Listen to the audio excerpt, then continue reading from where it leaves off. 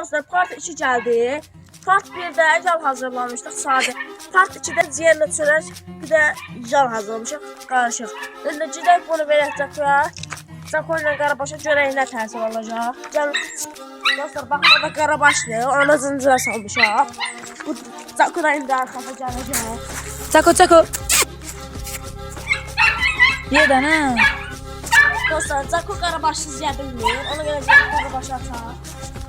Cako sənə.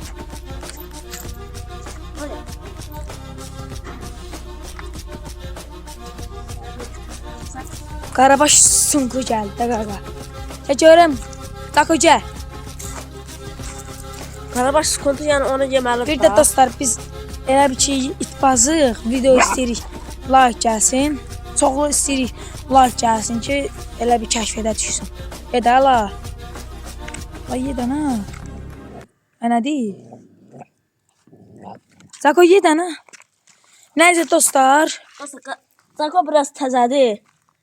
Ustaş güllük. Qoy yesin. Ye. Dostlar.